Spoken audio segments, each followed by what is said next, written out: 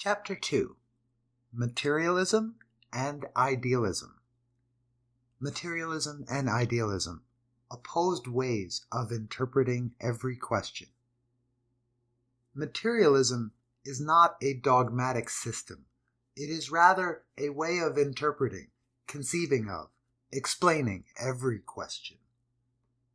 The materialist way of interpreting events, of conceiving of things and their interconnections, is opposed to the idealist way of interpreting and conceiving of them. Materialism is opposed to idealism. On every question, there are materialist and idealist ways of interpreting it, materialist and idealist ways of trying to understand it. Thus, materialism and idealism are not two opposed abstract theories about the nature of the world of small concern to ordinary practical folk. They are opposed ways of interpreting and understanding every question, and, consequently, they express opposite approaches in practice and lead to very different conclusions in terms of practical activity. Nor are they, as some use the terms, opposite moral attitudes, the one high-minded, the other base and self-seeking. If we use the terms like this, we will never understand the opposition between idealist and materialist conceptions. For this way of speaking is, as Engels said, nothing but an unpardonable concession to the traditional Philistine prejudice against the word materialism, resulting from the long-continued defamation by the priests. By the word materialism, the Philistine understands gluttony, drunkenness, lust of the eye, lust of the flesh, arrogance, cupidity, miserliness, profit hunting, and stock exchange swindling. In short, all the filthy vices in which he himself indulges in private. By the word idealism, he understands the belief in virtue, universal philanthropy, and in a general way a better world of which he boasts before others. From Ludwig Feuerbach. Before trying to define materialism and idealism in general terms, let us consider how these two ways of understanding things are expressed in relation to certain simple and familiar questions. This will help us to grasp the significance of the distinction between a materialist and an idealist interpretation. First, let us consider a very familiar natural phenomenon, a thunderstorm. What causes thunderstorms? An idealist way of answering this question is to say that thunderstorms are due to the anger of God. Being angry, he arranges for lightning and thunderbolts to descend upon mankind. The materialist way of understanding thunderstorms is opposed to this. The materialist will try to explain and understand thunderstorms as being solely due to what we call natural forces. For example, ancient materialists suggested that, far from thunderstorms being due to the anger of the gods, they were caused by material particles in the clouds banging against one another. That this particular explanation was wrong is not the point. The point is that it was an attempt at materialist as opposed to idealist explanation. Nowadays, a great deal more is known about thunderstorms, arising from the scientific investigation of the natural forces involved. Knowledge remains very incomplete, but at all events, enough is known to make it quite clear that the explanation must be on materialist lines, so that the idealist explanation has become thoroughly discredited. It will be seen that while the idealist explanation tries to relate the phenomenon to be explained to some spiritual cause, in this case, the anger of God, the materialist explanation relates it to material causes. In this example, most educated people today would agree in accepting the materialist interpretation. This is because they generally accept the scientific explanation of natural phenomena, and every advance of natural science is an advance in the materialist understanding of nature. Let us take a second example, this time one arising out of social life. For instance, why are there rich and poor? This is a question which many people ask, especially poor people. The most straightforward idealist answer to this question is to say simply, it is because God made them so. It is the will of God that some should be rich and others poor. But other, less straightforward idealist explanations are more in vogue. For example, it is because some men are careful and far-sighted, and these husband their resources and grow rich, while others are thriftless and stupid, and these remain poor. Those who favor this type of explanation say that it is all due to eternal human nature. The nature of man and of society is such that the distinction of rich and poor necessarily arises. Just as in the case of the thunderstorm, so in the case of the rich and poor, the idealist seeks for some spiritual cause, if not in the will of God, the divine mind, then in certain innate characteristics of the human mind. The materialist, on the other hand, seeks the reason in the material, economic conditions of social life.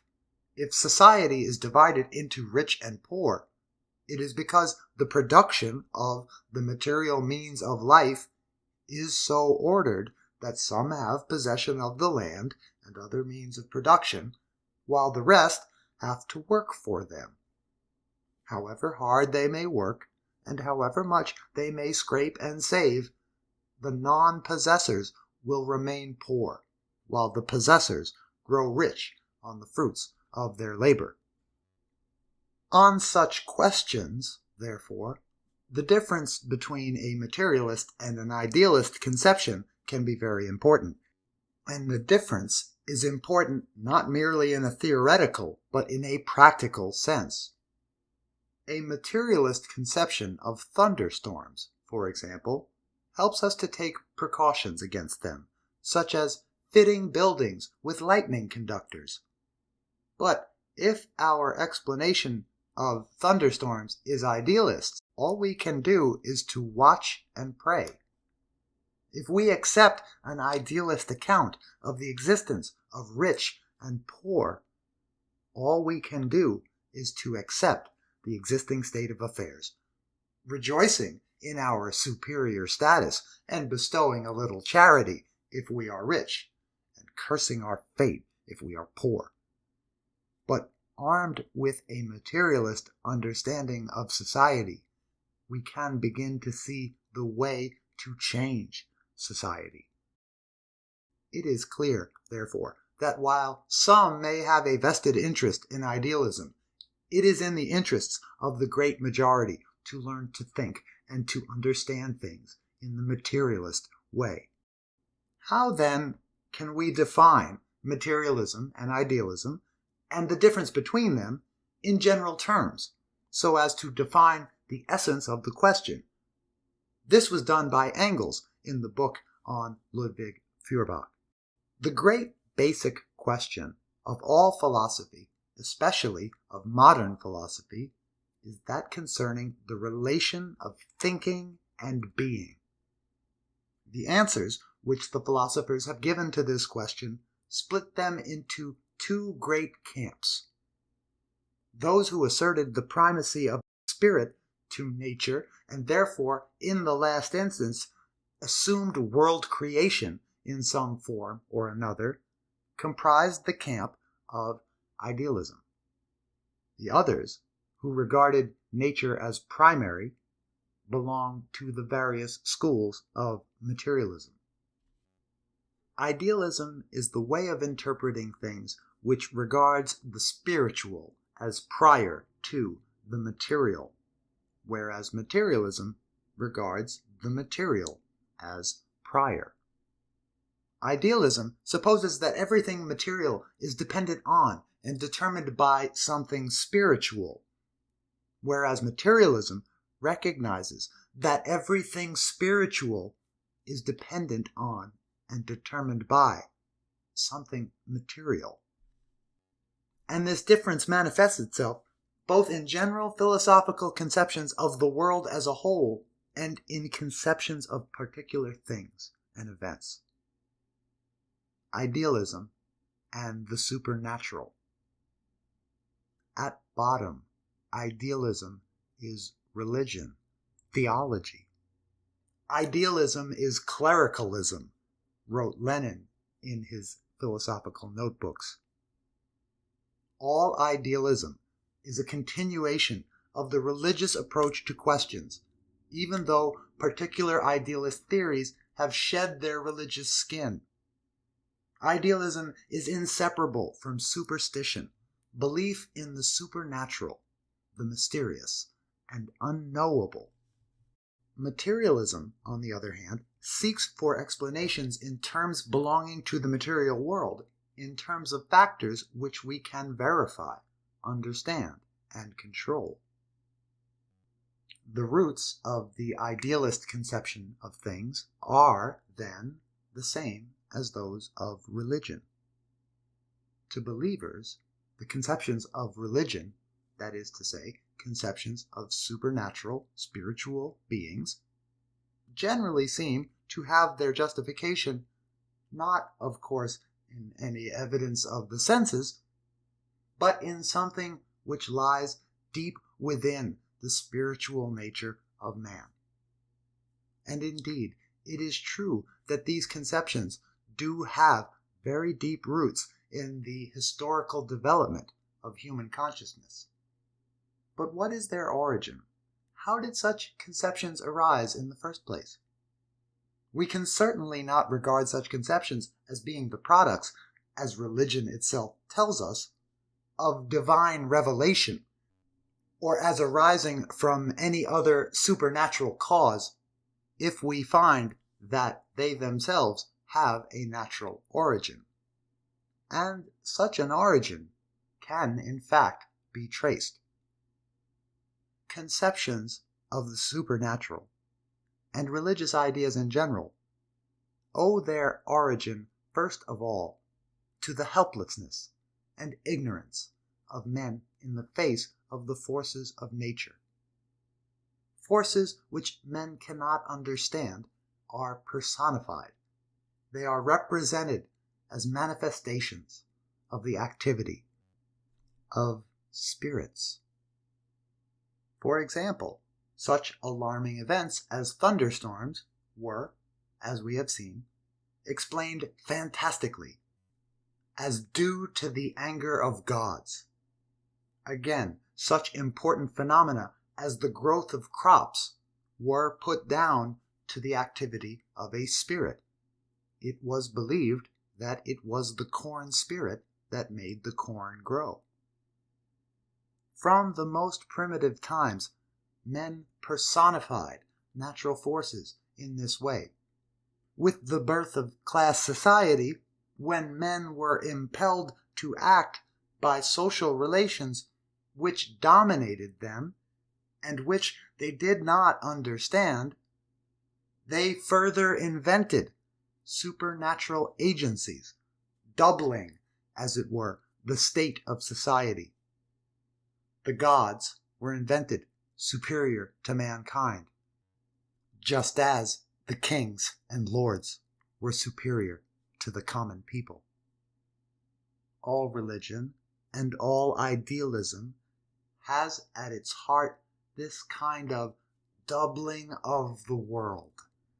It is dualistic and invents a dominating ideal or supernatural world over against the real material world. Very characteristic of idealism are such antitheses as soul and body, God and man, the heavenly kingdom and the earthly kingdom, the forms and ideas of things grasped by the intellect, and the world of material reality, perceptible by the senses.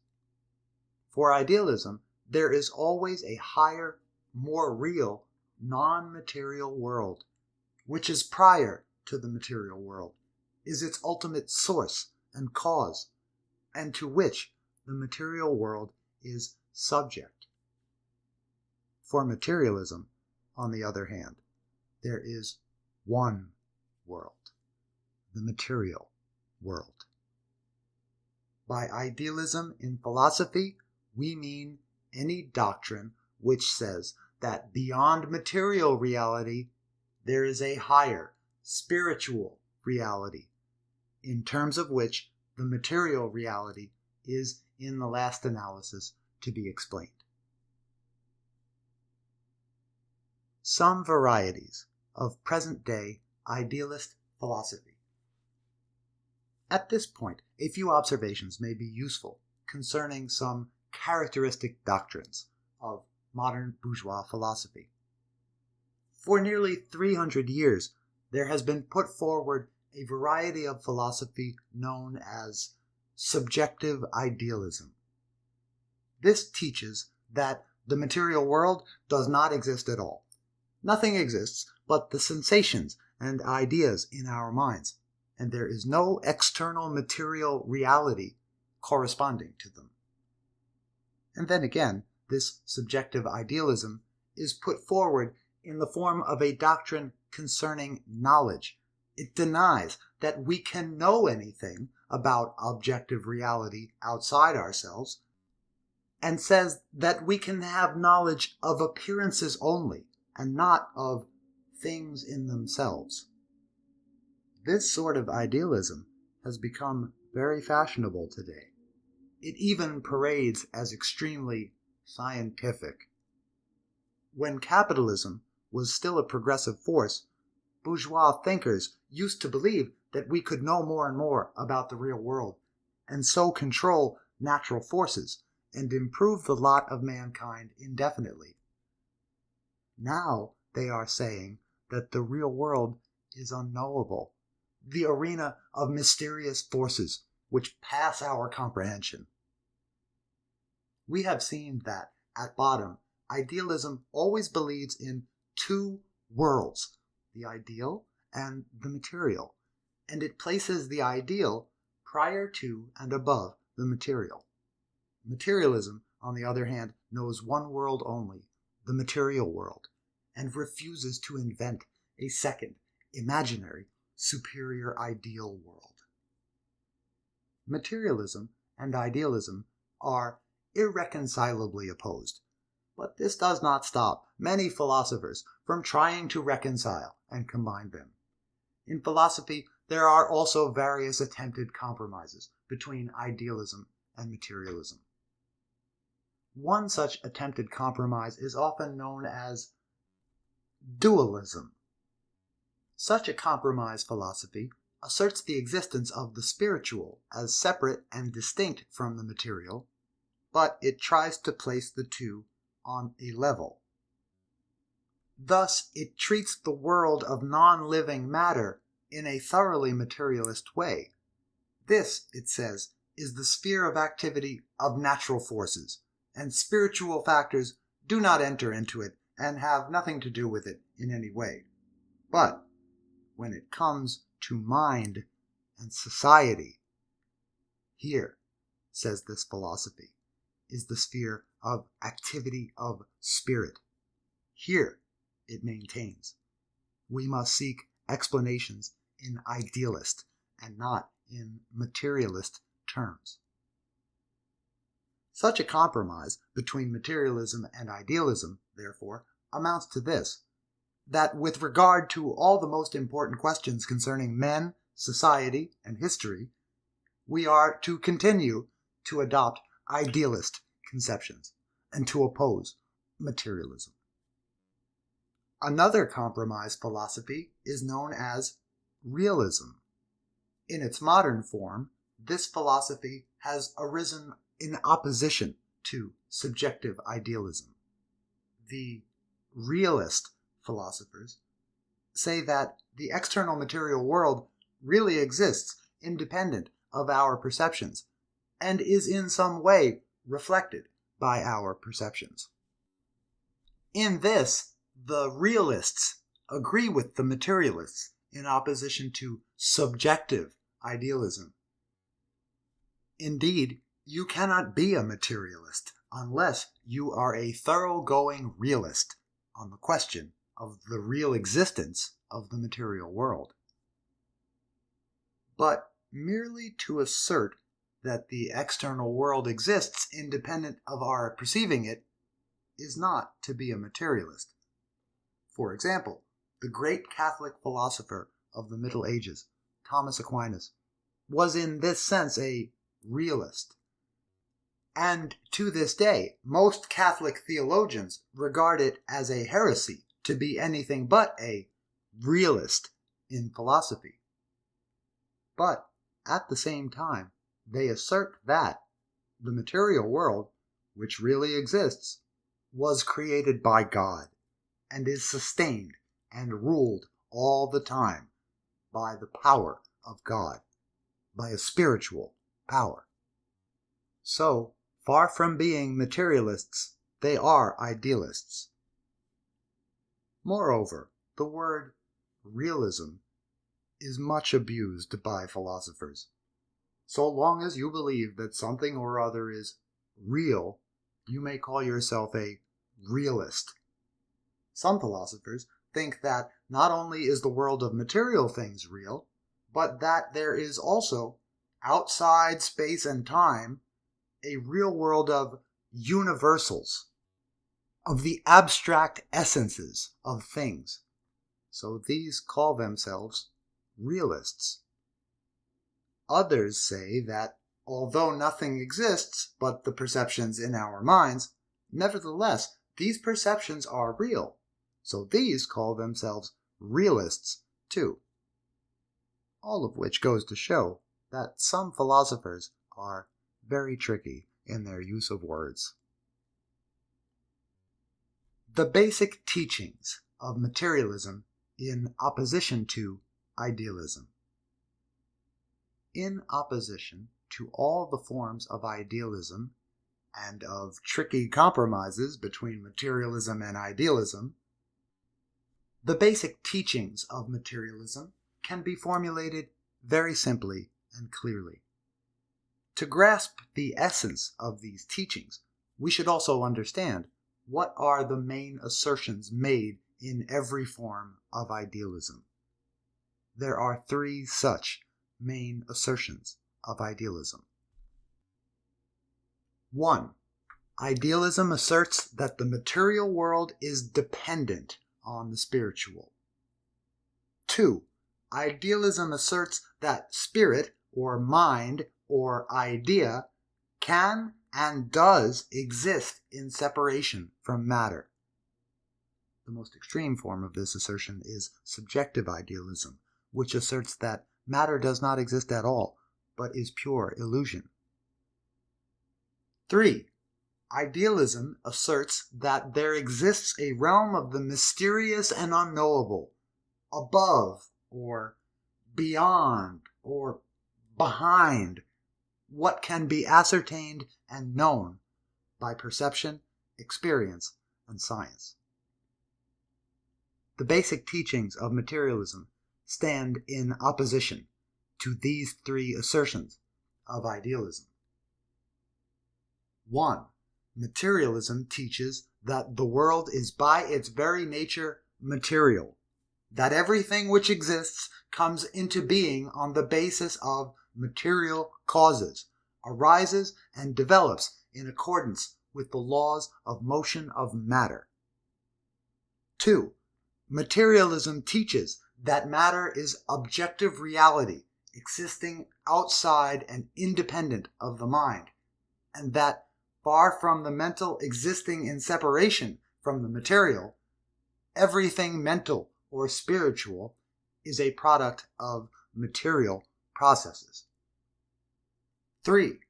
Materialism teaches that the world and its laws are knowable, and that while much in the material world may not be known, there is no unknowable sphere of reality which lies outside the material world. The Marxist philosophy is characterized by its absolutely consistent materialism all along the line, by its making no concessions whatever at any point to idealism. Materialism and idealism in practice.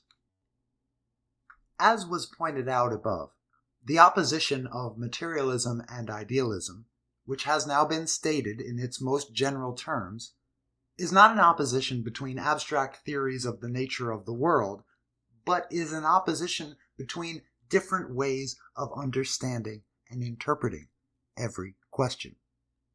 That is why it is of such profound importance.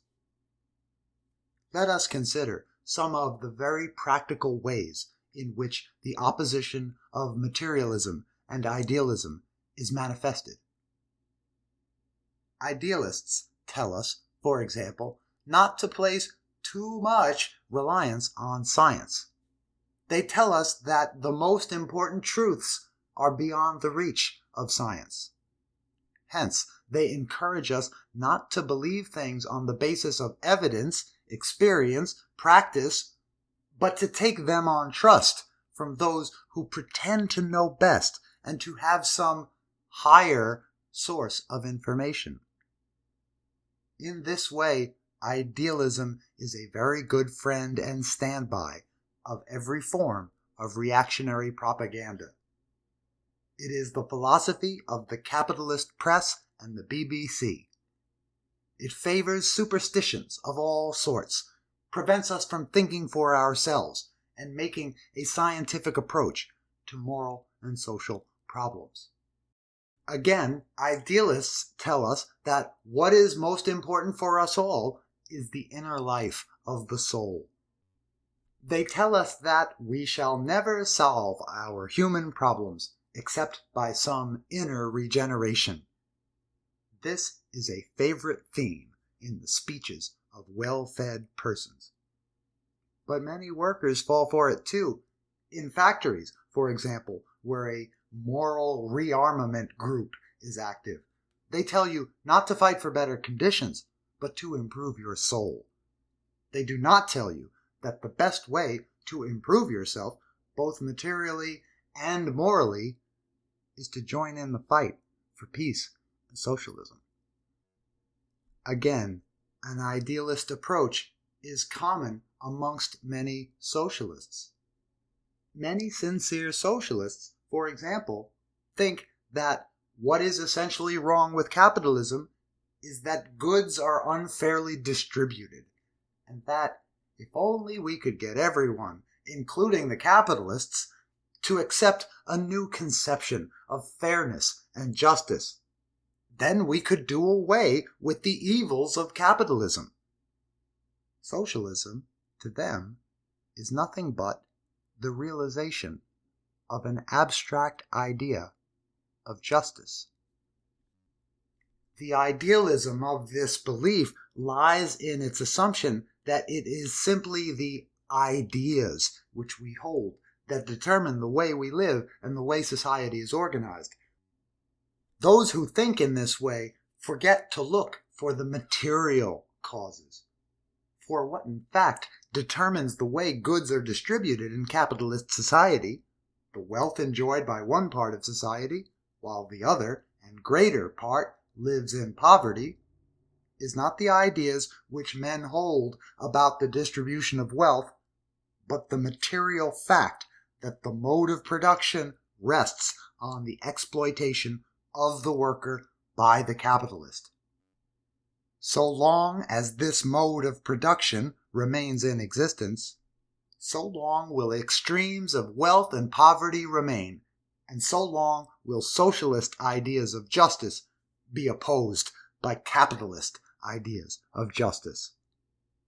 The task of the socialists, therefore, is to organize and lead the struggle of the working class against the capitalist class to the point where the working class takes power from the capitalist class. If we do not understand this, then we cannot find the way to fight effectively for socialism. We shall find that our socialist ideals are constantly disappointed and betrayed. Such, indeed, has been the experience of British socialism. It can be seen from these examples how idealism serves as a weapon of reaction, and how when socialists embrace idealism, they are being influenced by the ideology of the capitalists. We can no more take over and use capitalist ideas for the purposes of socialist theory than we can take over and use the capitalist state machine with all its institutions and officials for the purposes of building socialism. Right through history, indeed, idealism has been a weapon of reaction. Whatever fine systems of philosophy have been invented, idealism has been used as a means of justifying the rule of an exploiting class and deceiving the exploited.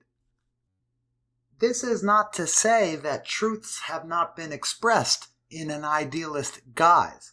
Of course they have. For idealism has very deep roots in our ways of thinking, and so men often clothe their thoughts and aspirations in idealist dress. But the idealist form is always an impediment, a hindrance in the expression of truth, a source of confusion and error. Again, progressive movements in the past have adopted and fought under an idealist ideology. But this has shown only that they contained in themselves the seeds of future reaction, inasmuch as they represented the striving of a new exploiting class to come to power, or that they were themselves influenced by ideas of reaction, or it has been a mark of their weakness and immaturity. For example, the great revolutionary movement of the English bourgeoisie in the 17th century fought under idealist religious slogans.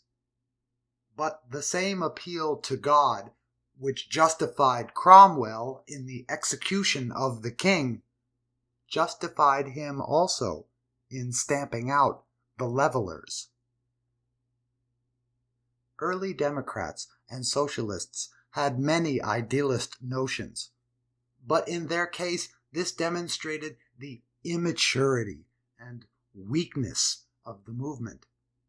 The idealist illusions had to be overcome if the revolutionary working class movement was to arise and triumph.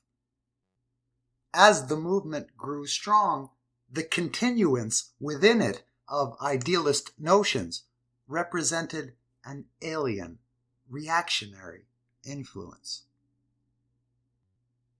We can truly say that idealism is essentially a conservative force, an ideology helping the defense of things as they are, and the preservation of illusions in men's minds about their true condition.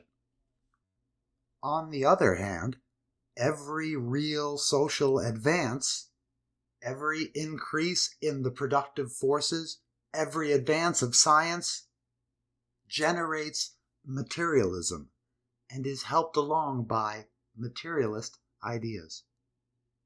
And the whole history of human thought has been the history of the fight of materialism against idealism, of the overcoming of idealist illusions and fantasies.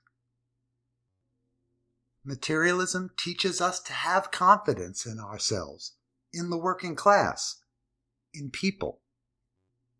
It teaches us that there are no mysteries beyond our understanding, that we need not accept that which is as being the will of God, that we should contemptuously reject the authoritative teachings of those who set up to be our masters, and that we can ourselves understand nature and society so as to be able to change them.